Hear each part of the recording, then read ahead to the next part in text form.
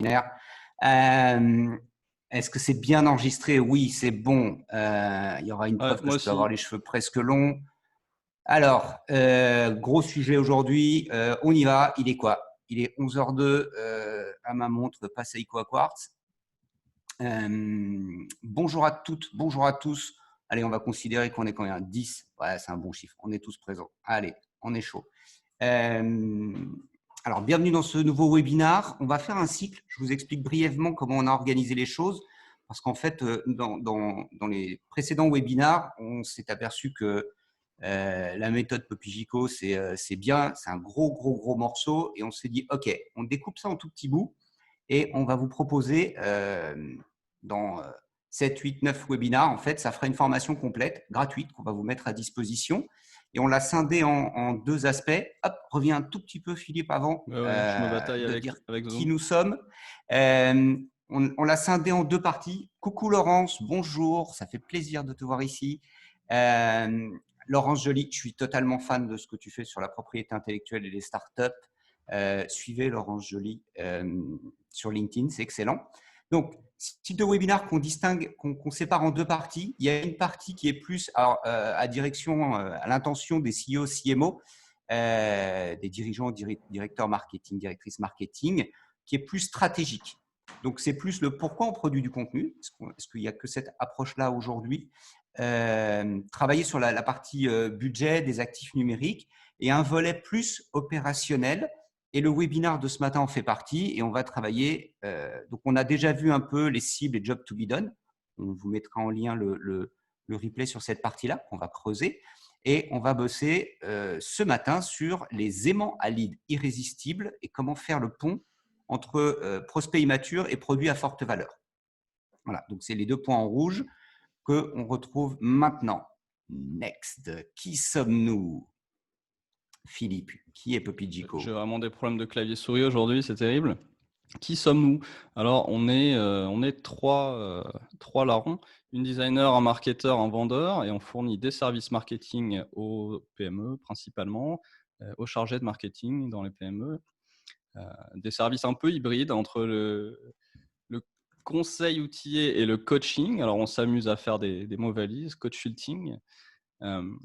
Voilà, et puis on s'appuie sur trois piliers, à la fois des outils pour simplifier la complexité de ce qu'on propose, une méthode pour éviter les erreurs et puis produire le contenu principalement, mais on a également d'autres volets du marketing dans nos méthodes, et enfin des programmes de coaching qu'on appelle Tempo. Donc voilà, avec ces trois piliers, on essaye de garantir le succès euh, des chargés de marketing dans les PME. Top. Agenda du jour, ça va dépoter. On est sur 60 slides, 30 minutes, plus ou moins 2 minutes par slide. L'idée, c'est vraiment avec Philippe, on condense, on fasse la présentation, la partie plutôt conceptuelle de l'histoire, ce qui donne beaucoup de temps pour des exemples et surtout ouvrir. On n'est pas nombreux, hein, on verra à la fin pour les questions-réponses, on ouvrira les micros. C'est ce qui est généralement le plus sympa, moi, je trouve, dans les webinars, c'est qu'on puisse dialoguer. Allez, c'est parti, 30 minutes. Je mets le chrono, hein, Philippe. Let's go. Comment produire du contenu? Comment produire le contenu? On avait une version où on voyait toute la méthode, comme on disait au début, avec 80 slides. Aujourd'hui, on se focalise vraiment sur les offres, comme on l'a dit. Voilà, donc ça, c'est un petit rappel de l'ensemble de la méthode. On est en plein milieu de l'entonnoir, les offres, avant les contenus, après les cibles. Donc pourquoi on parle de tout ça? José Lito, tu nous racontes un peu ton histoire. Je raconte ma life. Allez, je me donne une minute chrono. J'ai mis le chrono pour de vrai. Oui, alors, l'histoire de cette méthode et de cette approche, c'est que j'ai fait pas mal de choses, hein. Ça démarre en 99, mais le marketing, l'inbound marketing, j'ai attaqué en 2008. Je pense que j'ai fait le tour de tout ce qui est plateforme, les HubSpot, les Marketo. J'étais partenaire de plein de monde.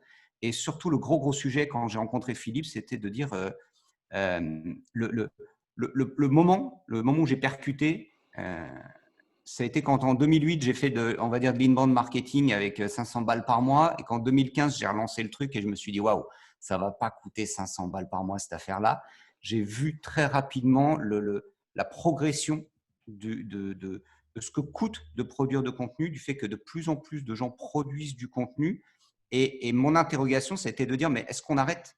C'est-à-dire, est-ce que ça va devenir pour les petites structures impossible économiquement de produire du contenu et que ça permette de créer du chiffre d'affaires, de faire du business?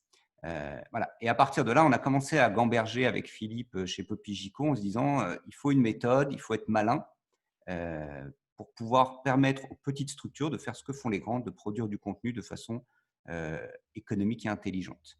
Je te laisse la paternité du lazy proof. Et on va prendre un exemple. Corinne Blanc-Faugère, c'est un très très bon exemple. À toi, Philippe. Corinne. Exemple amusant, parce que comment donc une personne qui est coach et conférencière arrive à produire le contenu mieux que la plupart des PME avec qui nous on a pu travailler. Qu'est-ce qui fait cette différence? Donc, en 2017, on a travaillé avec Corinne et on a mis en place avec elle, on l'a aidé à mettre en place son process de création de contenu et des contenus alignés tout au long de l'entonnoir, donc contenu, offre et avec ses cibles et donc ce qu'elle proposait déjà. Donc, alors, si vous regardez les premières étapes de notre cycle et la présentation globale, on a cette phase sur pourquoi produire le contenu. Et on explique à ce moment-là la notion de prendre la parole et surtout de prendre une grande partie de l'espace, être la voix de référence sur son marché, donc qui est quand même une idée centrale ici. Et c'est exactement ce qu'elle a essayé et réussi à faire étape par étape. Et juste là, en 3 ans, en 2018, un éditeur l'a contacté et puis son livre est sorti cette année, ce qui l'amène maintenant à avoir un flux de leads entrant et à monter sa valeur, évidemment, puisqu'elle a pu prendre la parole sur son marché et devenir une voix de référence. Ce qui est une des clés de pourquoi produire le contenu. Et je vous renvoie donc soit à la présentation globale, soit au prochain webinaire plutôt pour les exécutifs sur la thématique de la transition numérique et pourquoi produire le contenu. Qu'est-ce qui fait qu'une personne toute seule comme ça arrive à obtenir des résultats que pas mal d'entreprises et de services marketing n'obtiennent pas? Il y a plusieurs problèmes. Le mode projet, qu'on décrit en détail également dans les challenges et dans cette conférence « Pourquoi produire le contenu ». Le fait de se concentrer sur ses produits, ses process, ses habitudes, donc le côté un petit peu nombriliste qu'on peut avoir quand on est en entreprise et qu'on verra aussi tout à l'heure dans des exemples concrets. Le fait de vendre un produit complexe à un prospect qui n'est pas encore mature pour regarder ce produit. La création de livres blancs, vous allez voir, c'est le sujet du jour. Ne pas promouvoir son contenu, qu'on garde pour un autre webinaire encore, et les notions de benchmark, et enfin le ratio entre l'investissement sur les outils versus l'investissement sur la création et les process. Voilà les 8 erreurs qui font la différence entre Corinne et la PME moyenne. Donc, qu'est-ce qu'on a fait en 2017? On a tout d'abord mappé, c'est-à-dire décomposé en petits morceaux toute la valeur qu'elle crée. Alors, l'avantage quand on est une personne seule, c'est que c'est assez simple à faire. Tout est dans sa tête. Mais c'était vraiment le point de départ et c'est aussi ce dont on va parler aujourd'hui. Ce qui a permis de réorganiser les offres. Vous allez me dire, on n'est toujours pas dans le contenu. Et non, c'est là qu'est la clé à notre avis. Décliner ces offres en produits d'appel, on n'est toujours pas dans le contenu. En faire des lead magnets, c'est le sujet du jour. Et enfin seulement créer le contenu, faire un plan de contenu et lancer l'exécution, cette fois-ci en continu. Voilà. Et donc, sur les années suivantes, quelle a été la grande différence aussi entre ce qu'a fait Corinne et ce que font pas mal de services marketing? Elle ne s'est pas mise en mode projet, elle s'est mise en mode process. Elle a continué un cycle non-stop. Elle a continué à se concentrer, pas sur ce qu'elle faisait, mais sur ce que les humains pour qui elle travaille, ce dont ils avaient besoin. Et enfin, elle a surtout diffusé le contenu qu'elle créait assidûment. Ce qui lui a permis de maintenir sa visibilité et de capitaliser sur ce qu'elle avait créé. Ensuite, c'est à moi, pardon. Comment on produit le contenu comme Corinne? Le système. Enfin, c'est moi qui prends cette slide, mais c'est toi qui vas en parler beaucoup, beaucoup mieux que moi du système. Démarrer avec les humains, ouais, bon, ça évidemment. Pas assez évidemment, du coup. Ouais, pas assez évidemment, et pourtant. Donc, on insiste beaucoup sur ce point, et on l'a vu dans toutes les versions qu'on a fait avant. Et on fera un webinaire dédié à ce sujet avec la présentation des Jobs to be done, qui est un framework qui permet de faire ça probablement beaucoup mieux et arrêter les personas fantasmés. On a un expert du Job to be done, Arnaud Pelletier, parmi nous. Pareil, si vous ne connaissez pas Arnaud Pelletier, connectez-vous sur LinkedIn. C'est vraiment c'est son truc. Alors, voilà, et comment on vend? comment on vend? Alors, comment on vend? Pourquoi on passe de ça à ça? Tout simplement que le contenu dans notre approche, et probablement dans l'approche qui marche, le contenu, c'est comme le produit, c'est quelque chose qui doit résoudre des problèmes. Et on parlait de Content Shock lors du webinaire précédent qui faisait la vue d'ensemble de la méthode et des challenges pour produire le contenu. Donc, la notion de Content Shock, c'est qu'il y a trop de contenu et pas assez de lecteurs. Ça, c'est vrai si on ne résout pas les problèmes avec le contenu. Donc, comment résoudre les problèmes des gens? Partez de quelque chose qui est certain. Le problème du contenu, c'est qu'on ne sait pas trop, est-ce qu'on résout pas, c'est flou. Si vous êtes une entreprise, vous vendez des choses, donc vous recevez de l'argent pour résoudre des problèmes, en théorie. Donc, la transaction est la preuve que le problème est résolu, au moins à un certain point. Donc, partez de ce qui se vend déjà, et c'est là qu'on va unbundler, donc faire des petits morceaux et remonter l'entonnoir jusqu'au contenu, mais en prenant son temps. Pourquoi? Si on prend une statistique, en bas de l'entonnoir, avec les produits que tout le monde essaye de vendre, 2% des gens qui sont sur un site à l'instant T sont là pour se lancer dans une transaction sur le produit phare. Ça laisse 98% du trafic qui n'est pas là, qui est quelque part plus haut. Et quelques-uns qui ont vu de la lumière, qui sont rentrés, qui ne vont pas tarder à repartir. On appelle ça le taux de rebond. Donc le problème pour ces 98%, c'est que vous pouvez acheter autant de trafic que vous voulez. 98% de ce trafic ne va pas convertir. Si vous n'avez pas de conversion, vous n'avez pas de données. Si vous n'avez pas de données, vous n'avez pas de données. Bon. Pas de données, pas d'optimisation, ce qui se mesure s'améliore, etc. Donc en bas, c'est compliqué. C'est 98% du trafic qui vous échappe finalement, qui échappe à votre effort marketing. Pourtant, vous l'avez payé ce trafic, j'espère. Dans le cas de… Donc là, on ne parle pas d'inbound, mais ça revient au même finalement. Quand vous créez des articles, vous avez aussi payé ce trafic en investissant dans du contenu et dans du SEO. Bon, en bas, c'est difficile, mais en haut, tout le monde s'en fiche. Notre tête pollue un peu. En haut, tout le monde s'en fiche. C'est-à-dire que tous les gens qui sont dans ces 98%, plus ils sont hauts dans l'entonnoir, moins ils sont investis.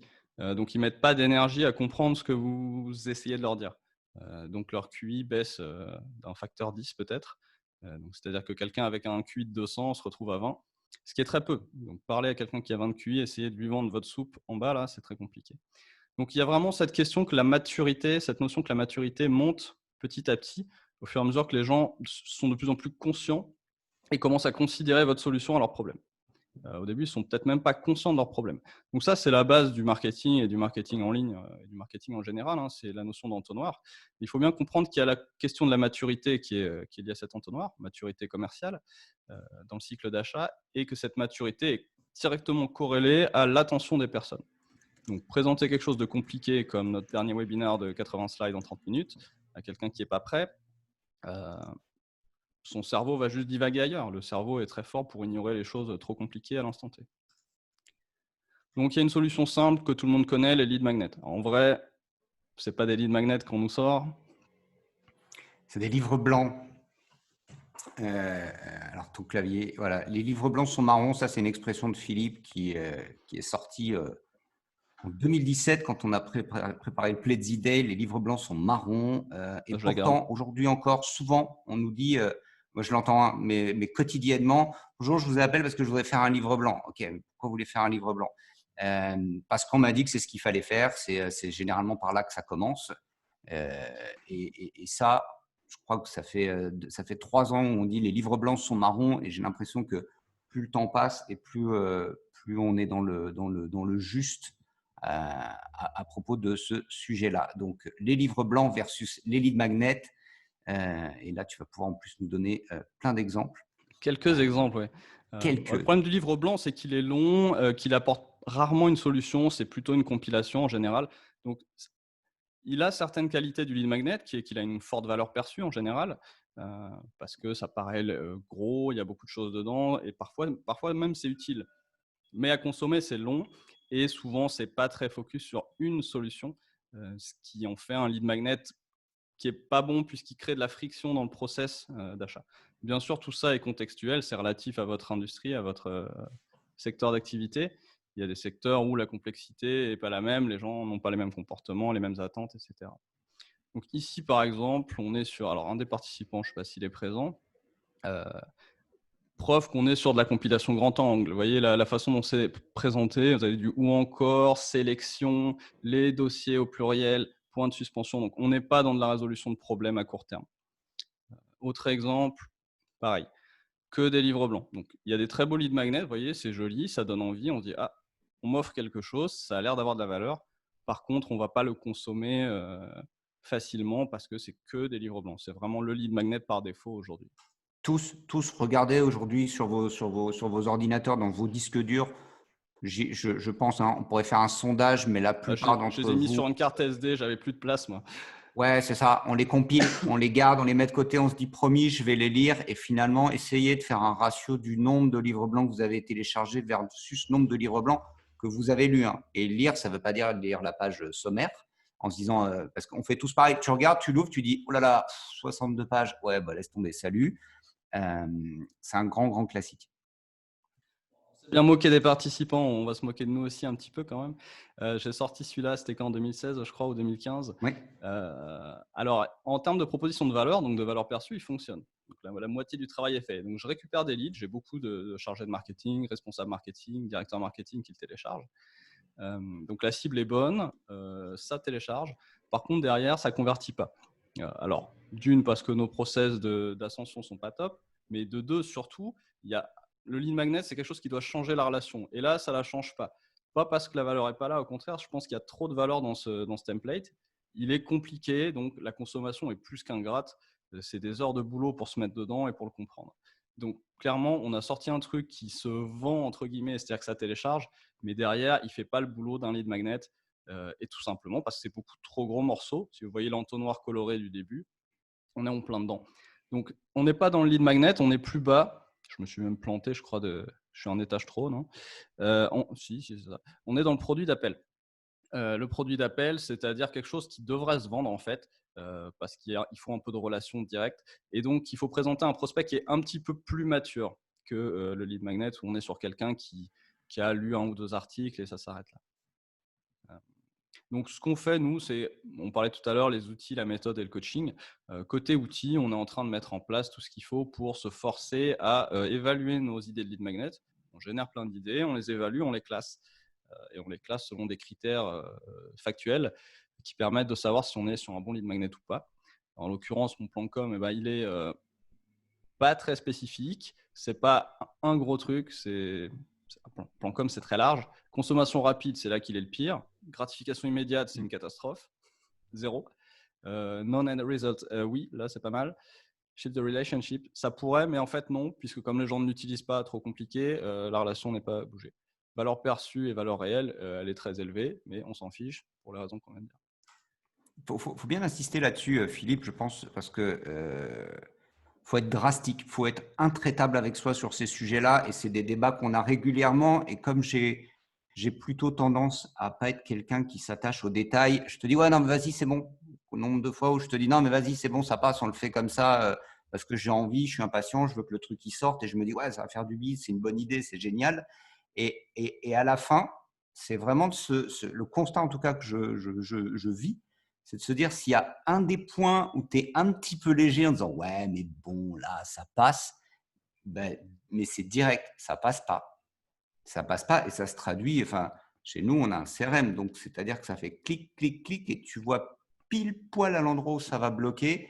Et quand tu fais le bilan, tu dis ah bah non, en fait ça passe pas. Donc ce filtre de regarder tous les points du lead magnet, alors après on est… En vrai, ça passe, mais c'est contextuel aussi. Si tu n'as pas de concurrent, ça passe. Mais non, si tu n'as pas de concurrent, tu n'as peut-être même pas besoin de faire ça. On est d'accord, mais vraiment, faut pas se relâcher là-dessus, parce que la différence entre le lead magnet et le produit d'appel, ça va se jouer sur j'allais dire notre degré de lâcheté vis-à-vis de nous-mêmes et d'impatience et de choses comme ça, quoi. Alors, comment on fait? Enfin, un commentaire culturel, mais comment on Non. fait, ouais, comment on fait Alors, de nouveau, partez de ce dont vous êtes certain qui résout des problèmes, donc quelque chose pour lequel on vous donne de l'argent. Ce que vous essayez à tout prix de vendre sur votre site, alors que 2% seulement des gens sont prêts à l'acheter. Et si vous êtes en B2B, c'est sûrement en dessous de 2. Donc, ce produit, votre produit phare, votre gros produit, vous l'avez processé, vous l'avez optimisé. Aujourd'hui, ça tourne comme une horloge. vous êtes trop fort en production. Donc, vous avez des petits morceaux à l'intérieur qui sont les process. Donc, ce produit, vous le décomposez avec les process. Le boulot est déjà fait normalement si vous êtes un petit peu organisé, plus que nous. Enfin, ça commence à faire. Comment on décompose? Alors là, je l'ai fait en mind map. C'est une approche que j'aime beaucoup. Il y a d'autres approches, des approches peut-être qui viennent du lean, etc., ou de tout ce qui est conseil en organisation. Il y a plein de façons. Le plus simple, juste mind mapper tout ce que vous faites dans votre produit. Et vous allez trouver plein de morceaux qui créent de la valeur. Faites-le plusieurs fois, faites-le de différentes façons, avec différentes catégories. Il y a un dicton de la Silicon Valley qui dit qu'il y a deux façons principales de créer un nouveau business, c'est bundling, unbundling, c'est-à-dire packager, comment on dit en français, grouper, Ouais. grouper des offres entre elles pour en faire une offre plus grosse, ou dégrouper des offres existantes et en faire des offres plus petites. Et c'est vrai qu'énormément d'innovation ces 40 dernières années est venue de bundling et unbundling. Et plein de startups sont aussi sorties de là, etc. Donc, faites ce travail d'unbundling et vous allez commencer à générer d'excellents produits d'appel qui sont une partie satisfaisante mais incomplète de ce que vous vendez déjà. Alors déjà, ce travail, José Lito, on l'a fait en live avec plein de clients et ça demande un sacré effort, bizarrement. Ouais, alors là, écoute, il nous reste 7 minutes si on veut être dans notre timing. Quand ça va sonner… ah non, il nous en reste un tout petit peu plus. Mais ça, on va le faire en live. Si vous avez… c'est un exercice bien casse-gueule qu'on aime bien faire avec Philippe. Mais n'hésitez pas, parce que c'est pas toujours facile à mettre en œuvre intellectuellement. Il y a une barrière psychologique en fait. C'est plus une barrière psychologique parce qu'on est habitué à vendre le gros truc qui fait tout et pour beaucoup d'entreprises, c'est très difficile de vendre moins que ça.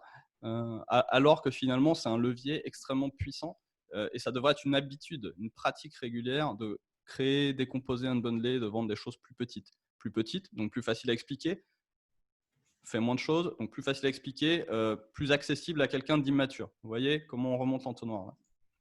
Voilà, donc vous continuez à unbundler. Si vous n'avez pas d'idée pour lead magnet, parce que je vous ai enlevé le livre blanc, donc vous ne savez plus quoi faire, et bien pareil, vous continuez d'unbundler en résolvant les problèmes des gens. Donc vous redécoupez votre produit d'appel en des choses encore plus petites, donc nécessairement plus spécifiques, donc plus simples à expliquer, donc plus adaptées à un niveau de maturité plus précoce. Et c'est une question d'empathie. Les gens en face, si vous comprenez, je ne connais pas moi, c'est José Lito qui m'explique, mais si les gens en face, vous les comprenez, vous savez qu'ils ont autre chose à faire que de comprendre votre produit. Moi, j'essaie d'expliquer mon produit depuis 5 ans, 6 ans, 7 ans. C'est pas possible. Je ne peux pas l'expliquer en une fois. Je dois expliquer ça d'abord. Si la personne est intéressée, je lui explique celui-là. Puis si elle est intéressée, elle paye un peu, puis je lui explique celui-là. Tranquillement, sur 3 mois, 6 mois.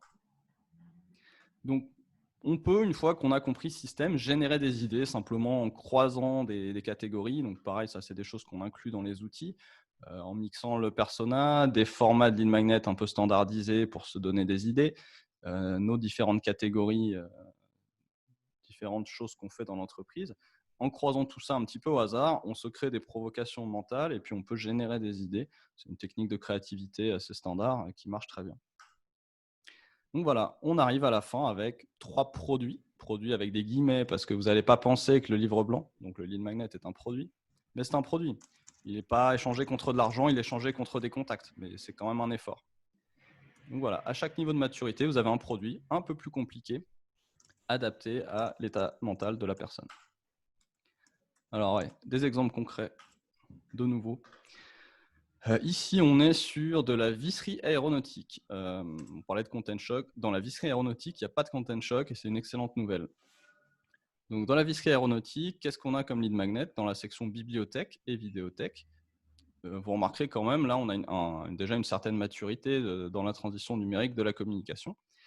Malheureusement, c'est bien, mais malheureusement, c'est que du bas d'entonnoir. C'est-à-dire que c'est des choses qui sont centrées sur ce que fait l'entreprise. Donc, c'est bien, c'est mieux que rien. Ça digitalise déjà la relation. Mon Dieu, j'ai dit digitalise. Je précise, pardon, bas d'entonnoir, c'est BOFU, Bottom of the Funnel. Merci. On voit cet acronyme assez régulièrement. C'est bas d'entonnoir. Voilà, donc c'est que le bas d'entonnoir, mais c'est déjà pas mal. Maintenant, il faut essayer de remonter. Alors, on va se dire, la visserie aéronautique, ce n'est pas un secteur très mature au niveau transformation numérique, au niveau marketing, etc. Sauf que, vous voyez, sur du DevOps, également en participant d'un précédent webinaire, Sur du DevOps, c'est pas mieux. Vous allez dans ressources, il n'y a que des choses qui sont en bas d'entonnoir. Sur du recyclage de zinc, même problème, que des choses liées donc bas d'entonnoir. Mais pire, c'est planqué. Donc il y en a plein, travail énorme, et des centaines d'heures de boulot là, je pense. Et c'est tout planqué, impossible à trouver. Il m'a fallu un quart d'heure pour tomber dessus par hasard. Donc faites attention aussi où vous rangez vos ressources. Voilà, vous voyez, c'est difficile à trouver. Un dernier, un nouveau, je ne sais pas s'ils sont présents. Là, on a le problème de, au lieu de se mettre à la place du client, on se met à la place de soi-même. Donc, notre, nos, nous. OK. Ensuite, brochure. Là, on est dans ressources. Hein. Ressources, brochure. OK. Donc, pas les brochures. Cas client. On ne va pas parler de vous. Livre blanc. Ah, parlez-moi de moi. Notre brochure. Notre logiciel est en conformité. La façon dont nous hébergeons les données avec notre logiciel. Et on est dans livre blanc. Donc là, on n'a pas de vrai lead magnet. C'est bien de parler de soi, voyez, en bas d'entonnoir, mais par contre, il faut quand même essayer d'aller résoudre les problèmes de façon peut-être un petit peu plus empathique. Donc un exemple, cas d'école, toujours utile. Alors, comment on fait les contenus? On verra dans un prochain webinaire dédié à celui-là, où vous pouvez aller voir sur YouTube les détails de cette partie-là. L'idée étant que le contenu est le prochain produit qui est gratuit, qui ne demande pas de contact, mais qui est quand même un produit qui doit résoudre les problèmes. Vous connaissez la notion de C'était très freemium. intéressant ce que tu disais parce que c'est OpenBee en fait, Maxime Moreno qui est le directeur marketing d'OpenBee. J'ai eu une discussion avec lui il n'y a pas longtemps et il était clairement dans ça fait 2 ans qu'ils font de l'inbound, ça marche plutôt pas mal, etc. Mais son moment à lui, c'est de dire j'arrive à une espèce de palier, de plafond de verre et je ne vois pas comment je peux aller plus loin aujourd'hui. Et c'est vrai que quand tu me l'as présenté ce matin, ça m'a fait sourire parce que je n'avais pas de réponse dans l'immédiat. Mais c'est ça, ça marche. J'ai des leads qualifiés, mais j'ai du mal à en faire des opportunités commerciales. Il me manque un palier, il me manque quelque chose. Et là, quand tu me le présentes, c'est ça, c'est moi. Bah ouais, gars, tu ne parles pas assez encore à tes interlocuteurs. Dans l'e-commerce, on a le funnel, il vient vraiment de l'e-commerce. Dans l'e-commerce, le funnel, l'image, c'est le panier percé. Et le but, c'est de boucher les trous à tous les étages et puis d'en perdre de moins en moins. Donc là, c'est pareil. Quand tu fais de l'inbound en B2B, tu dois boucher un peu ton entonnoir en ayant des meilleures transitions. C'était l'accroche de ce webinaire aujourd'hui. Comment faire le pont entre des gens en haut qui ne sont pas matures et ton produit phare. C'est le produit d'appel qui fait le pont ici au milieu. Également, comment faire le pont entre le contenu et le lead magnet. On va le voir juste après d'ailleurs. Tout simplement, il faut vendre le lead magnet avec le contenu.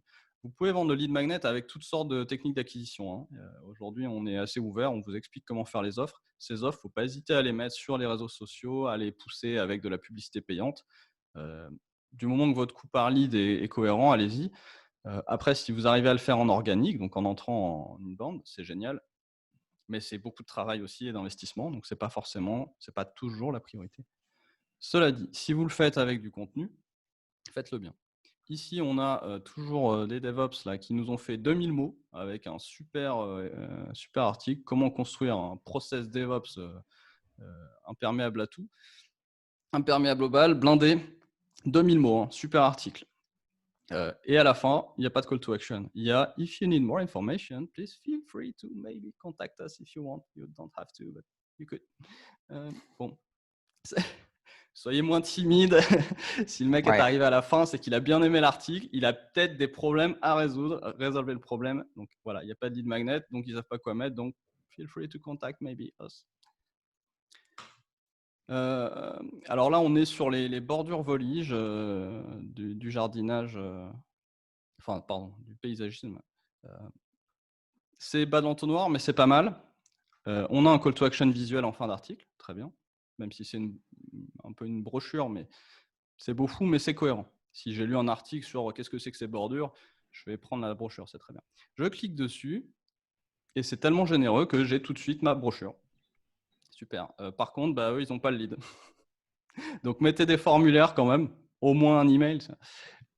Faites comme vous voulez, hein. Parfois, c'est bien aussi de le faire ouvert, mais la plupart des cas, c'est mieux de choper le lead. Alors là, on a le cas inverse. Article de 1850 mots qui se termine par « Vous pouvez écrire à support ». Sinon, pour conclure, vous pouvez créer un questionnaire. Sinon, oui, je veux une démo, cliquez pour avoir une démo. Sinon, voilà 4 livres blancs, mais choisissez vous-même. Sinon, j'en veux une démo. Sinon, inscrivez-vous à la newsletter. Sinon, partagez sur Google+, même si ça n'existe plus. Sinon, laissez un commentaire. Bon. Ouais, On laissez parlait pas les autres d'attention. prendre. On Ouais, parlait d'attention, faut réduire. Et puis nettoyer tous les 5 ans. Quand il y a un réseau social qui n'existe plus, vous enlevez ce genre de trucs. Si personne ne laisse ouais. de commentaires sur aucun Et- article, vous enlevez la section commentaires, vous mettez qu'un seul livre blanc et celui qui est aligné avec l'entonnoir, puisqu'on a une bundlée, on sait ce qui est aligné, vous voyez. C'est comme une landing page, on n'a pas besoin de segmenter, on a fait quelque chose de ciblé, de spécifique, donc on sait à qui on parle, donc on sait comment résoudre leurs problèmes. Profiter de cette connaissance, mais ça demande un effort important en amont, mental principalement, et d'organisation et de process et de pratique. Voilà, et enfin, 1000 points pour le gagnant qui a tout fait bien comme il faut. Seulement 430 mots, mais très spécifiques, par qui faire estimer un bien. Et il vous dit, les notaires, c'est pas bien, les machins, c'est pas bien, les trucs, c'est pas mal, ça, c'est top. Pour qui, pourquoi. Et à la fin, Boum.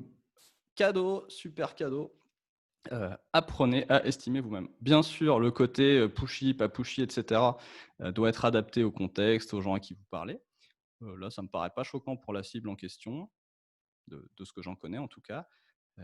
Et puis, on continue à résoudre mon problème. Si tu veux pas faire estimer ton bien par ces 5 personnes dont certains sont pas top, surtout les notaires, télécharge et fais-le toi-même. Ça résout mon problème. Et une fois que j'ai téléchargé, il peut me dire sinon je te le fais aussi, c'est un peu plus cher, mais c'est quand même plus tranquille. Et là, vous avez un entonnoir. Avec cette logique qu'on trouve dans le e-commerce. E-commerce, on n'a pas le choix, hein, donc c'est certainement eux qui sont les plus matures sur tout ce qui est digital, bien entendu. Voilà, donc 3 Il te reste façons de 2 mettre en minutes œuvre, 27. ça tombe bien, j'ai fini. Tu as 3 façons de mettre en œuvre ce process. On parle à l'instant de process, on dit il faut se mettre dans cette démarche. Donc, nous, on l'a fait au début sur des tableurs, tout simplement. On avait un plan d'offre, un plan de cible, un plan de contenu. Ça marche, on peut vous donner les templates si vous voulez. Ça coûte rien, c'est Google Sheet. Par contre, ça fait des gros tableurs et puis dans l'équipe, il y a toujours des gens que ça ennuie et donc l'adhérence à l'outil n'est pas top. Voilà, donc depuis l'année dernière, on développe notre propre outil, Jico.co, que vous pouvez essayer si vous voulez. Pour l'instant, il est gratuit et qui permet de faire la même chose que les tableurs, mais tout est relié ensemble. Il y a les petits sliders qui permettent de scorer. Donc, on a peut-être 15 documents réunis en 3 interfaces. Donc, c'est beaucoup plus confortable forcément. Malheureusement, ça ne vous oblige pas encore. Je n'ai pas branché un robot qui vient mettre les coups de pied au derrière. Donc, ça n'oblige pas encore à faire le boulot et à mettre en place le process. Donc ça, c'est l'autre façon. On n'a pas su l'automatiser, donc on le fait à la main. On met les coups de pied derrière nous-mêmes tous les mois, 10 minutes sur les cibles, 20 minutes sur les offres, 30 minutes sur le contenu. Et puis, ça permet, avec une préparation en amont et un nettoyage après le call, d'avoir un process qui est cette fois forcé. Et voilà, enfin, ça décolle. Donc forcément, c'est plus coûteux que juste des outils, mais ça permet d'avoir un vrai process inbound et puis de s'y tenir pendant 1 an et de voir les résultats. Ça répond à la question de Sylvain qui disait mais pourquoi OpenBee, coucou Sylvain. Oui, OpenBee est accompagné effectivement, alors est accompagné par Pledzi, qui est un éditeur de logiciels français de marketing automation. Oui, ils ont fait une étude de cas sur le client OpenBee, mais c'est pas le rôle. Je fais une aparté là-dessus, Sylvain, mais si on existe justement, c'est que les éditeurs de logiciels peuvent vous accompagner, mais ils font pas ce travail-là. C'est pas leur métier, c'est pas leur rôle chez C'est un pas leur éditeur de structure, logiciels. c'est pas leur business model, tout simplement. Et c'est pas du tout leur Du business model. logiciel, c'est pas pour courir après les gens, quoi. J'en ai longuement discuté avec Pledzi. Il n'y a pas un éditeur de logiciel n'est pas une société de conseil. Ils font pas le même job en tout cas. Ni HubSpot, ni Pledzi, ni Marketo. Pour avoir mangé les trois, je suis bien placé pour le savoir. Donc vous n'aurez pas de retour, et c'est normal, d'un éditeur de logiciel sur ce type de sujet. Hop, c'est fini. À vous les questions. Alors, je vais reprendre Antoine. Super outil, en tout cas, Pledzi, qui plus est Made in France. Oui, absolument. Cocorico. Ouais, Cocorico. Mais c'est une bonne équipe. Hein. C'est une très, très bonne team. Mais ils onboard, ils ne peuvent pas aller plus loin dans le raisonnement. Avez-vous des exemples de lead magnets originaux ou en tout cas différents Alors, originaux. Moi, Marion, je crois qu'avec les années, j'ai compris que l'originalité coûtait une fortune. J'essaye de faire souvent des trucs finalement qui ne sont pas originaux mais efficaces, ça marche beaucoup mieux pour mon business. On a Des des listes trucs même, différents. avec les roulettes, Euh, on a des listes de types de lead magnets qui fonctionnent. Et avant de faire différents, il faut déjà copier les formats qui marchent pour sûr, les croiser avec vos spécificités et générer ces qu'est-ce, idées-là. euh, qu'est-ce que tu entends, Marion, par différent? Différent de quoi? Euh, Du Tu livre peux blanc. préciser un petit peu? Je prends aussi ceux qui sont efficaces. Lol. Bah ouais, on est d'accord. Mais les quiz, des trucs tout bêtes, hein, Ouais. dans le lead magnet qui marche bien, c'est le quiz, l'évaluation. Moi, j'appelle ça le Psychologie Magazine ou le Femme Actuelle, là, le quiz qu'on fait sur la plage. On peut retourner bientôt à la plage à partir du 2 juin, yallah. On le prend et c'est, je sais pas quoi. J'ai pas d'exemple qui me viennent en tête, mais si José Lito, tu as 50 balais, est-ce que tu peux avoir le corps de Brad Pitt à 50 ans? Pif, tu prends ton stylo, tu es à la plage, tu regardes ta bedaine, tu coches les cases et à la fin, bah, c'est oui ou non. Quand c'est non, tu jettes le bouquin. Quand c'est oui, tu te prends pour une rockstar. Voilà, c'est vraiment le meilleur lead magnet, c'est que ça me donne une réponse immédiate, c'est facile à consommer, ça me donne du bonheur tout de suite ou du malheur, peu importe. On a vu celui de l'estimation immobilière là qui était bien aussi, puisqu'il était parfaitement aligné avec l'article. L'article, c'est qui peut estimer votre bien, et le lead magnet, c'est télécharger ce truc de 2 pages qui vous dit comment estimer votre bien. Donc là, même s'il était un Magnet peu plus long. réussi. Question de Sylvane. Après, j'ai une question d'Arnaud Pelletier sur la valeur perçue. Il faudra remonter sur les slides sur cette différence valeur perçue, valeur réelle, Philippe. Ouais. Allez regarder ce que fait Grégory Coste, qui est présent, qui est parmi nous. Voyez les lead magnets qu'ils font aujourd'hui. C'est très spécifique. Il s'adresse aux éditeurs de logiciels SaaS. Il a fait un lead magnet, enfin, il a fait un travail sur les buyers persona d'une part, et puis sur la stratégie aussi. Ouais, remonte. Celui-là. Ouais, les deux là, valeur perçue, valeur actuelle. Si tu peux préciser, c'était une question d'Arnaud Pelletier. Quelle est la question? Je ne vois pas les questions. Quelle est la différence entre les deux Entre derniers? valeur perçue et valeur réelle, Oui, la valeur perçue, c'est avant de cliquer. La valeur réelle, c'est une fois qu'on l'a utilisé. Donc, si j'ai très bien vendu mon lead magnet, mais qu'en vrai, il ne sert à rien, la valeur réelle est faible, même si la valeur perçue était élevée. ça répond à ta question, Arnaud. Juste J'ai remis délivrer le sur ce lien que de tu… Grégory Coste, Hack My SaaS, marketing. Ce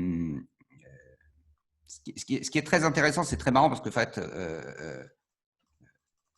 Grégory est quelqu'un qui cherche un job. Pour chercher un job, sa façon, c'est de dire je vais créer du contenu, je vais créer des produits pour attirer l'attention d'une direction. Il est à Montpellier, donc ça m'embêterait beaucoup que Grégory trouve un job en vrai. Je pense que ça faudrait qu'il reste freelance. Mais c'est ça, c'est de dire comment je résous le problème de mon futur employeur, comment je démontre ma valeur.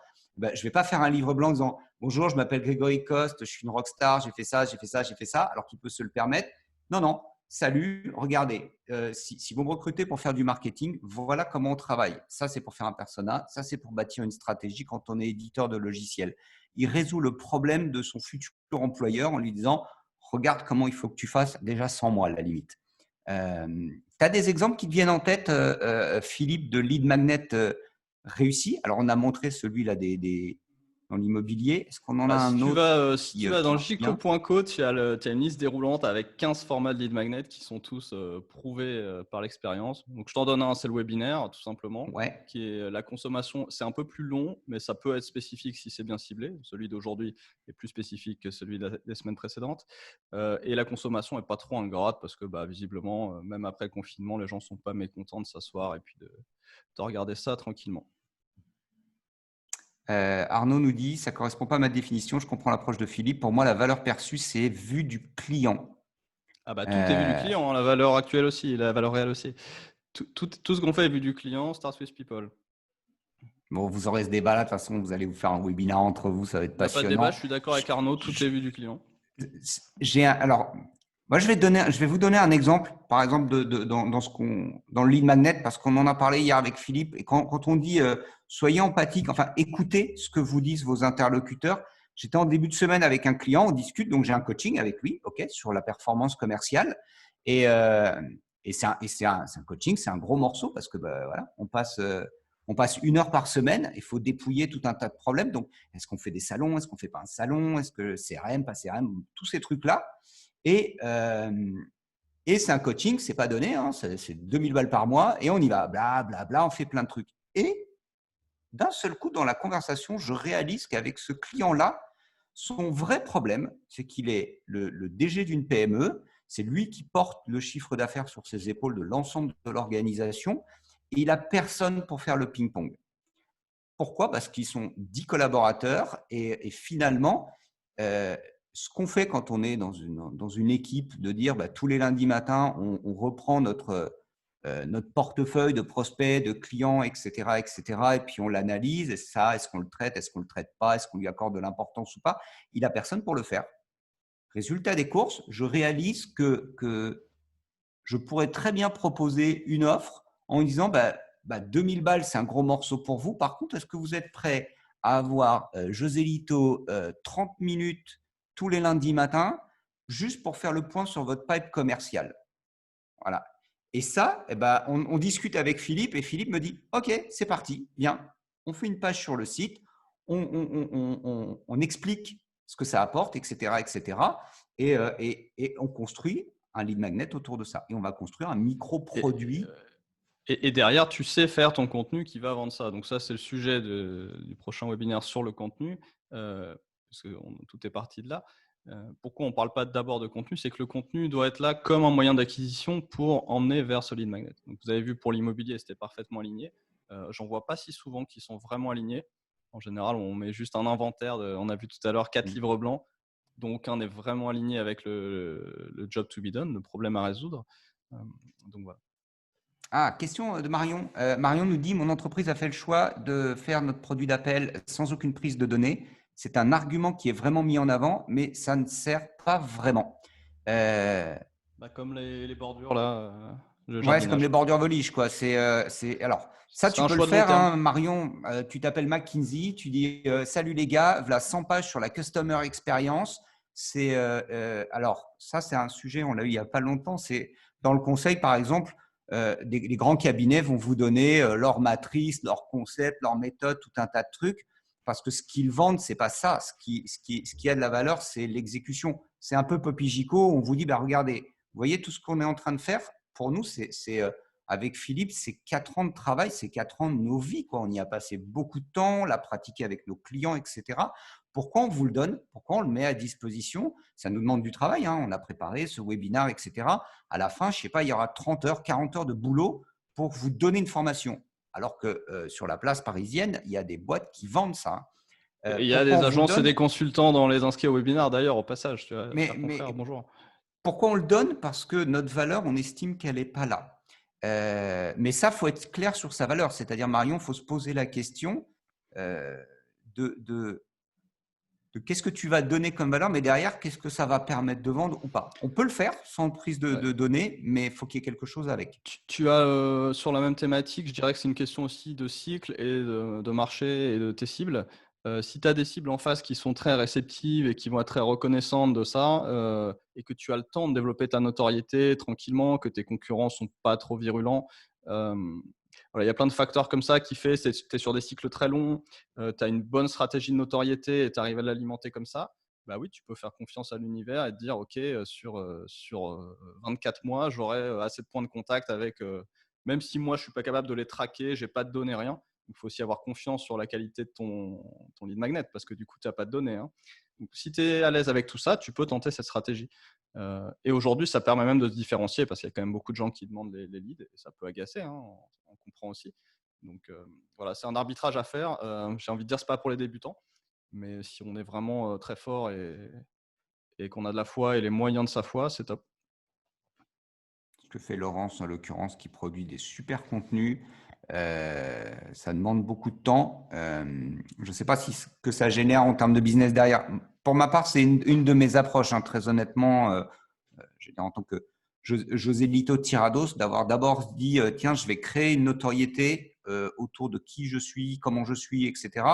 Et en fait, pour répondre, si je prends mon exemple, c'est très bien, sauf que ça ne fait pas manger, quoi. C'est-à-dire qu'on est connu, on est reconnu, on a une expertise, on a une notoriété. faut monétiser. Après, l'enjeu, c'est de monétiser cette notoriété. C'est intellectuellement super agréable. En termes d'ego, c'est génial. Économiquement, c'est pas la voie la plus rapide. C'est un peu face nord. Donc, Coup d'État mais l'a fait comme aujourd'hui, ça, mais bon, ils avaient les moyens de le faire, quoi. c'est ça. Il faut avoir les Bon moyens exemple. de cette stratégie-là, en fait. Est-ce qu'on a d'autres questions? Pareil que toi, Josito, avec le fait qu'éventuellement, on fait peur. Oui, il y a ça aussi. Oui, merci Arnaud. Les livres blancs, toute cette approche-là peut faire un peu peur. On l'a vu aussi sur les premiers webinaires. Hein. C'est pour ça qu'on a modifié un peu notre approche avec Philippe. On est arrivé avec la méthode et on commence à parler des actifs numériques. On vous dit, bon, le monde de 2025 est comme ça, le marketing moderne, c'est comme ça, les loulous. Et en fait, ça fait flipper, c'est trop gros à avaler, d'où l'intérêt du lead magnet qui est un plus petit morceau, qui est de Est-ce dire, bah, tiens, on va que faire qu'un truc. Est-ce que veut pas dire Arnaud aussi, c'est surtout pour des consultants pour le coup, quand tu travailles tellement ta notoriété, les gens du coup vont intuitivement te placer plus haut et penser que tu es hors de leur prix alors que ça aurait pu être des clients en fait. Est-ce que c'est pas ça qu'Arnaud voulait dire aussi? Je suis pas sûr, mais. Il y a peut-être ça aussi. Damien, je ne sais pas pourquoi les questions posées par les uns et les autres ne sont pas visibles. C'est peut-être une partie configuration qu'on n'a pas regardée sur Zoom. J'ai longtemps bossé sur GoToWebinar. Je suis moins à l'aise avec Zoom. Mais je note, Damien, pour les prochaines. Oui, ça, c'est un sujet. Je ne sais pas si c'était la question d'Arnaud, mais ça, c'est un vrai truc. Le côté empathique, partez des autres. Faites bien attention, mais c'est valable pour tout et tout le monde. Hein. Faites bien attention quand on a du mal à percevoir comment les autres nous envisagent. Moi, je l'ai pris en plein dans les dents l'année dernière quand quelqu'un m'a dit, José Lito, on dirait que tu as un balai dans le cul et que tu gagnes 25 000 balles par mois. J'ai dit à la personne, je suis désolé, ni l'un ni l'autre. Et à choisir, j'aime bien les expérimentations, mais je préférais les 25 000 balles par mois. J'ai réalisé à quel point l'image que je délivrais était effrayante en disant, ce mec-là, je ne peux pas me l'offrir. Dans vos produits, face à vos clients, vous pouvez être confronté à ça ou soyez très, très attentifs. Et finalement, le lead magnet, c'est bien parce que c'est un petit bout d'offre, donc ce n'est pas très compliqué à construire. Ça demande aussi moins de temps. Ne vous lancez pas. Enfin, faites ce que vous voulez, mais j'en parlais avec Grégory cette semaine, Grégory Coste, de mon article sur le social selling de 10 000 mots que j'ai mis sur mon site. Et comme il est très doué en SEO, il m'a aidé à regarder. Il m'a dit, mais t'es nulle part, mon pote. Donc, tu as passé 4 semaines à écrire un truc de 10 000 mots. C'est excitant. J'ai quelques personnes qui m'ont dit, waouh, franchement, tu es un expert du social selling, José Liton, t'admire. Seulement, c'est ni référencement naturel, ni prospect, ni business avec ce gros morceau-là. Puis pour avoir essayé de le migrer, cet article, il est redondant dans tous les sens, c'est une cata. Mais ma mère, elle pense que je suis un expert, par contre. Ça, c'est la classe à Dallas. C'est pas mal. La mienne aussi d'ailleurs. Je pense que tu es un expert. Il y a le shift de relationship qui est important aussi. C'est-à-dire que, et c'est ce qui marche pas dans mon plan com, c'est que comme il n'est pas utilisé, il change pas vraiment la relation. Donc tu disais un petit bout qui en même temps montre aux gens dans quel sens tu peux les aider, te place au bon niveau d'expertise, etc. Donc c'est vraiment ça ici le rôle du lead magnet, c'est que quand la personne l'a utilisé, elle se dit ah ouais, eux ils savent de quoi ils parlent, je l'avais pas vu sous cet angle, j'ai vu personne d'autre me parler de façon aussi alignée avec ce que moi j'ai besoin, c'est-à-dire ni trop compliqué, ni trop simple, ni trop quoi que ce soit, et ça m'a résolu mon problème juste avec une feuille A4, tu vois. Donc quand tu arrives à obtenir cette feuille A4 ou ce questionnaire en 5 questions m'a résolu un bout de mon problème, tu es chaud pour attaquer le bout suivant qui sera un produit d'appel ou un produit phare. Si Tout l'un ça est un d'entre vous, peu si quelqu'un parmi vous veut qu'on lui fasse un lead magnet en live en 9 minutes, lancez-vous. Hein. On y va ping-pong. Au pire, on y arrive.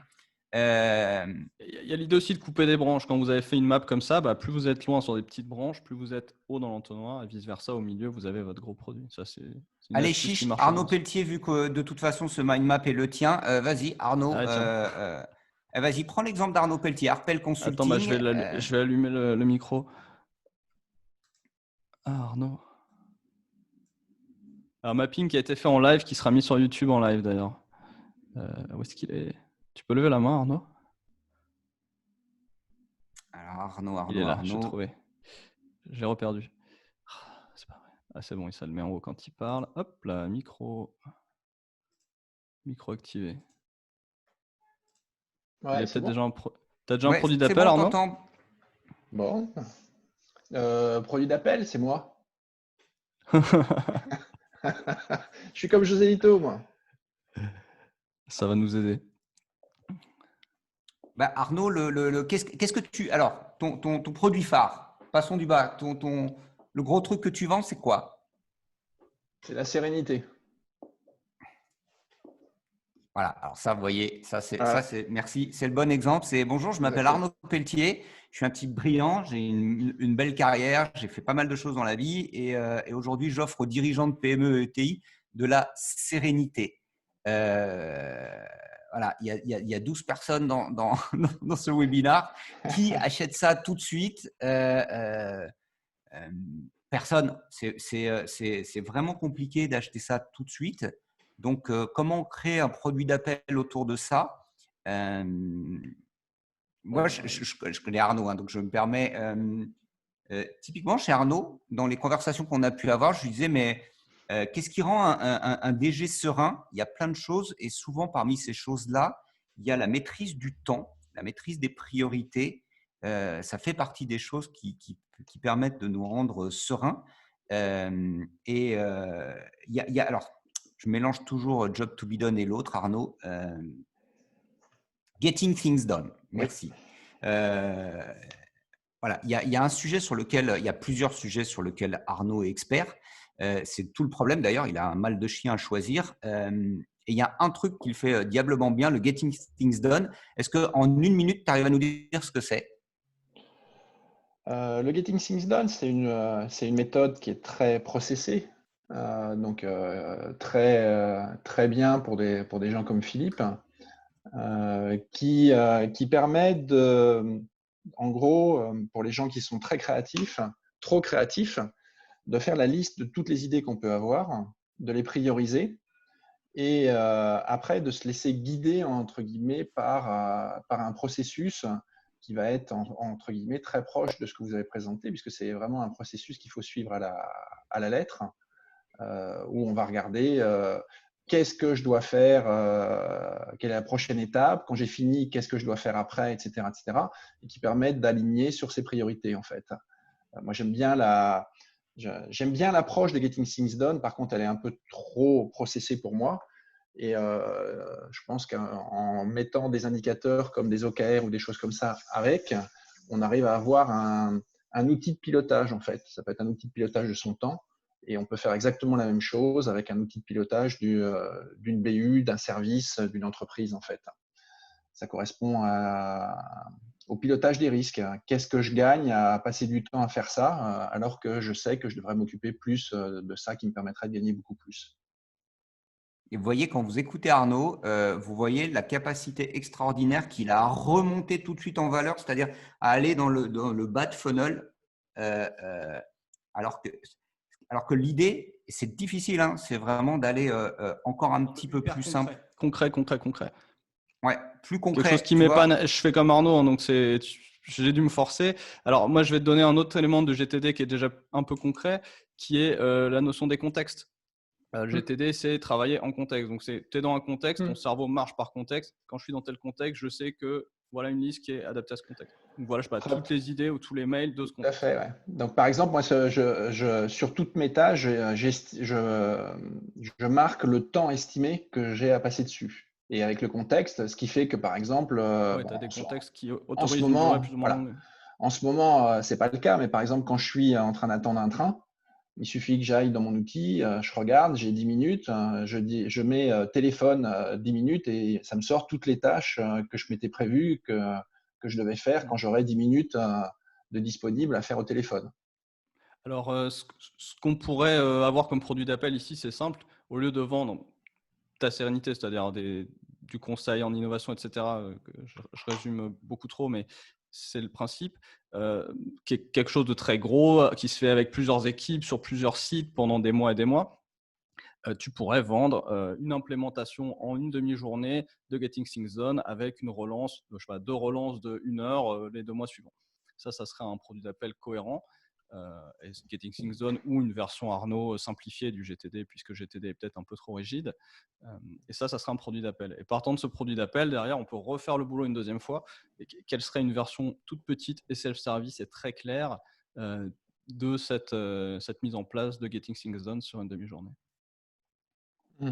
Tu pourrais me faire, dans ces cas-là, je t'envoie un accès, une copie de mon agenda et en 30 minutes chrono ou en 1 heure, tu me fais un tour de mon agenda et tu dis, bah, regarde Joselito, rien que là, la façon dont je vois ton agenda, bim, bim, bim, tu pourrais faire ça. Est-ce que c'est ça qu'on pourrait déjà appeler un lead magnet?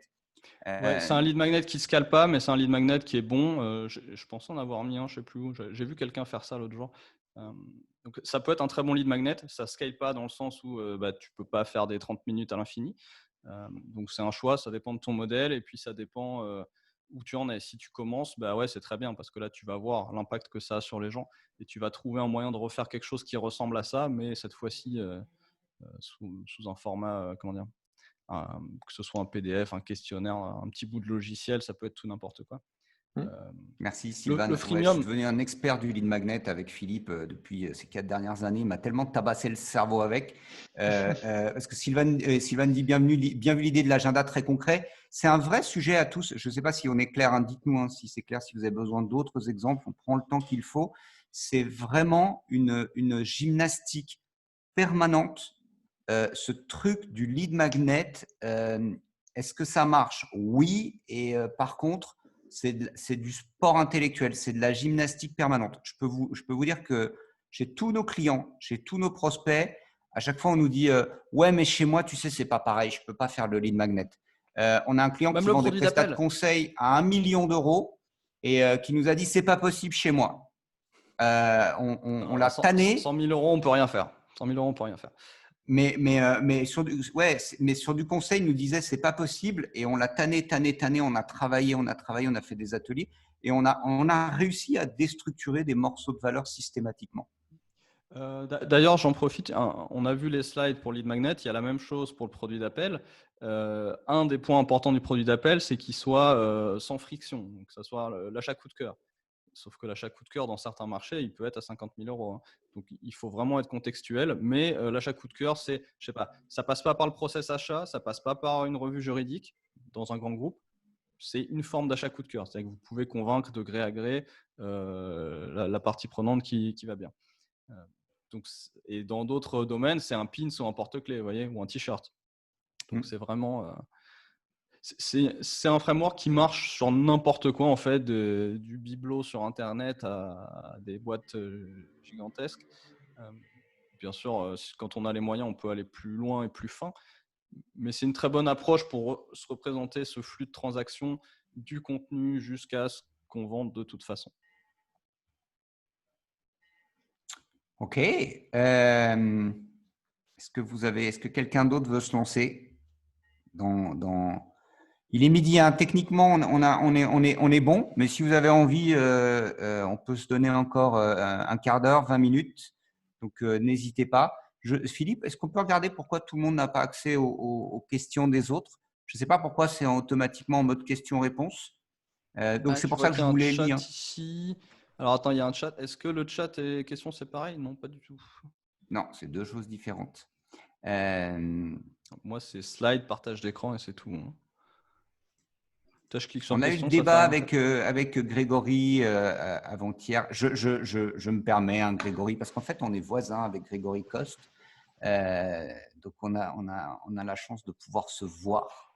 Et on a eu ce débat cette semaine justement sur ce qu'il a fait, c'est-à-dire qu'il a compilé des templates sur la notion de buyer persona. Et c'est très rigolo parce que c'est très intéressant dans le sens où il a bundlé. C'est-à-dire que je lui disais, dans ce que tu as fait, ce qui est intéressant, c'est qu'on parle du buyer persona et tu as mis des exemples, des templates, un guide d'entretien. Donc, lui, il a bundlé, c'est super. Je lui disais, mais tu me donneras ton retour.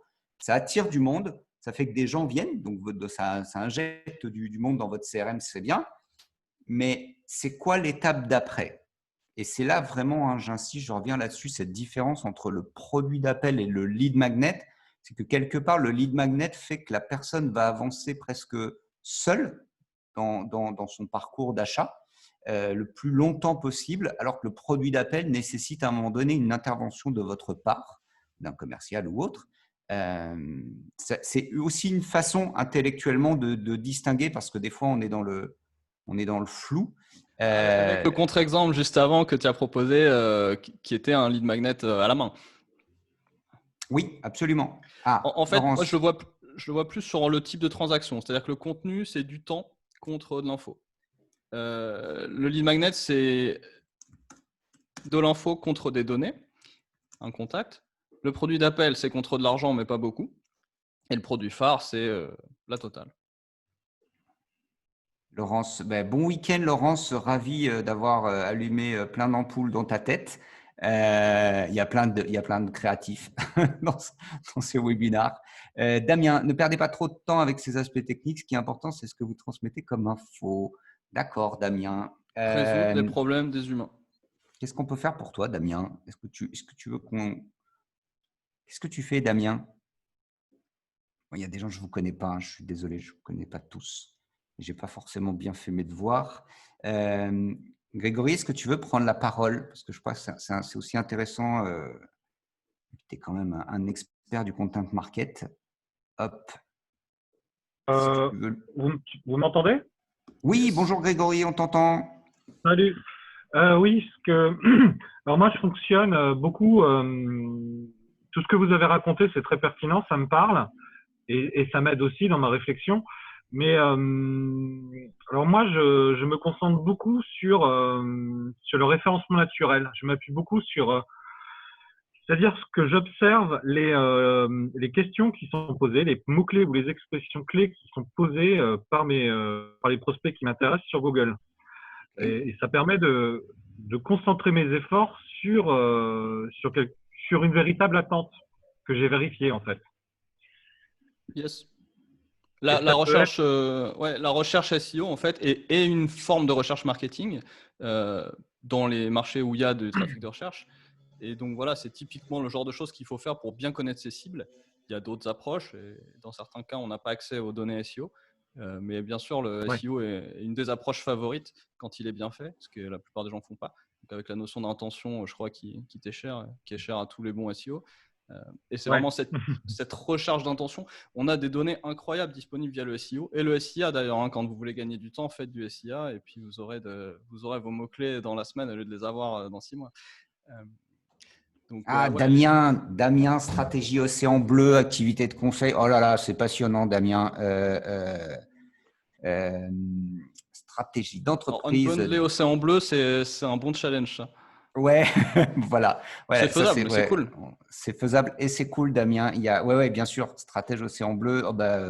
Si vous n'êtes pas encore connecté, Arnaud Pelletier et Damien Piquet-Gauthier, allez-y, vous allez avoir des conversations passionnantes. Mon ancien associé participait au sujet Océan Bleu. Bref, DPG Business Coach, entrepreneur, auto-entrepreneur, stratégie Océan Bleu, business model, proposition de valeur, chaîne de valeur, pricing, étude de marché, benchmark. Damien, c'est le même sujet. Le mind map direct. Ouais, c'est le même sujet qu'Arnaud Pelletier, c'est-à-dire que c'est quelque chose de profond, de vaste, qui touche à toute l'organisation. Et pour vendre ça, c'est-à-dire que pour vendre ça en dehors de l'intuitif personnel, on se voit, on se parle, etc. Il y a un webinar la semaine prochaine là-dessus sur je dis qu'on est des seniors et qu'on a appris à vendre à l'ancienne, c'est-à-dire les salons, les événements, les rendez-vous physiques. Il y a toute une nouvelle génération de décideurs et d'acheteurs. Il y a un truc qui défile, Philippe, ça fout la gerbe.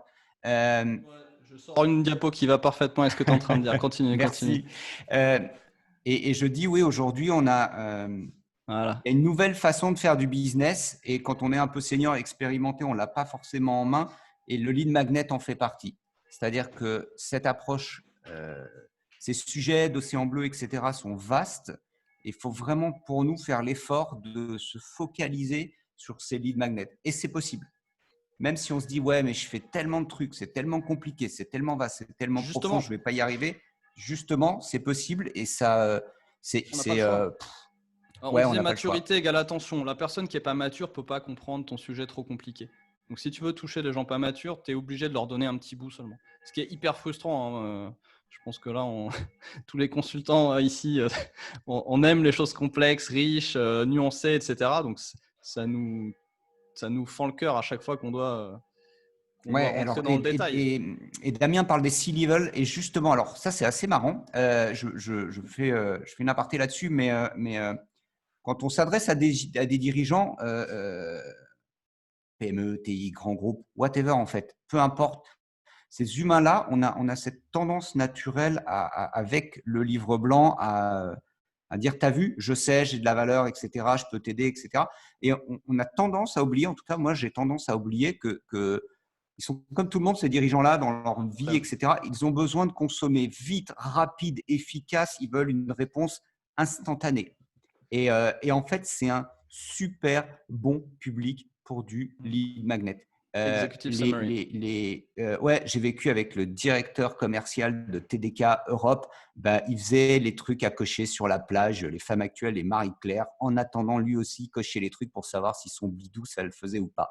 Donc, intellectuellement, Damien, c'est vraiment d'arriver à décrocher et de se dire, en plus, je ne dégrade pas mon image en proposant un lead magnet. C'est vraiment un moyen d'aider les interlocuteurs. C'est vraiment une question d'empathie. C'est pour ça qu'il y avait cette slide empathie. Je la mets pour m'en rappeler moi-même. Tant qu'on n'a pas accepté que la personne en face a autre chose à faire que d'accepter notre milliard de nuances, de finesses, de nos 10 ans d'expérience. Et c'est pour ça que j'ai dit au début, on revient toujours à soi-même en entreprise, parce que quand on est expert de l'art, ouais, on est expert de l'art et on a tellement mis dedans qu'on veut valoriser tout ce qu'on a appris. Et naturellement, on passe 8 heures par jour ou plus si vous êtes acharné. Vous passez peut-être jusqu'à 50 heures par semaine sur votre sujet. Donc, à un moment, vous n'avez plus d'empathie avec la personne qui débarque. C'était, oui, Strategizer. Oui, Arnaud, les bons exemples, c'est les templates de Strategizer, absolument. Oui, c'est ce que tu dis, Philippe, et on l'a vu avec Grégory qui m'accompagne aujourd'hui, qui me coach sur la partie SEO de mon activité de coach, et qui me dit, mais José Lito, reviens aux fondamentaux. Tu parles de performance commerciale. Et quand on a fait un premier début de recherche cette semaine, ça commence par le plan d'action commerciale. Et je dis, mais c'est trop con comme sujet, le plan d'action commerciale. Ouais, mais ça part de là en fait. C'est pas à la hauteur de… Ouais, c'est pas à la hauteur, c'est pas ça. Mais c'est l'exemple que je donnais tout à l'heure en disant, finalement, j'ai des clients, ils veulent juste un accompagnement 30 minutes par semaine de « Viens, José Lito, avec ton regard, regarde mon pipe commercial et dis-moi ce que tu en penses. » Je me dis, OK, mais ils sont prêts à payer 250 € de l'heure à José Lito pour avoir ça. Et pour moi, je me dis, mais je ne vais pas vendre ça, c'est la loose. Et en fait, si, c'est le marché, en tout cas, mes interlocuteurs ont besoin de ça. L'ego, c'est l'ennemi. L'ego, c'est l'ennemi. Combien de lead magnets à privilégier? Y a-t-il un nombre idéal? Nous demande Marion. Non. Oui, Damien, c'est avec c'est le début du succès. Oui, vas-y. C'est avec les moyens qu'on a, et ce qui compte, c'est d'en avoir qui soient alignés avec les contenus. Donc, faut en faire jusqu'à ce que ça marche. Donc, tant que c'est pas évident que ça marche super bien, faut en faire des nouveaux et il faut varier. Au lieu de varier la couleur de vos call to action, variez vos lead magnets. Ça, on l'a pas dit, mais c'est la base. Le A/B testing, c'est essayer des nouveaux lead magnets, et il y a ce dicton success is obvious, c'est-à-dire que le jour où ça marche, ça saute aux yeux. Tant que ça saute pas aux yeux, c'est que ça n'a pas marché, donc continuez. Et puis ensuite, quand il y en a un qui marche, faites-en des nouveaux. Et voyez l'autre avec sur l'immobilier, c'est aligné avec le contenu. Donc, il va y avoir toute une série de, je sais pas, dans l'immobilier, il y a l'estimation, il y a la transaction, et puis il y a le financement. Donc, il y aura un bon lead magnet qui aura été trouvé pour le financement, un pour l'évaluation, etc. Et il y aura 5 contenus sur chacune de ces thématiques qui seront tous parfaitement alignés pour amener ce lead magnet sur la table à la fin de l'article. C'est ça l'idée. Donc, il n'y a pas de nombre, ça dépend du business. Et faites des variations jusqu'à ce que ça marche. Top, merci beaucoup. Est-ce qu'il y a d'autres questions? Alors, n'hésitez pas, on va fermer ce webinaire. N'hésitez pas à venir retrouvez-nous sur LinkedIn. Philippe Larcher, José Lito Tirados, Poppy Gico. Et semaine YouTube. Prochaine… pardon? YouTube aussi pour les replays et puis YouTube pour les replays. On va vous envoyer des liens. Donc, semaine prochaine, on va faire quoi, Philippe? Il y a 2 choses semaine prochaine.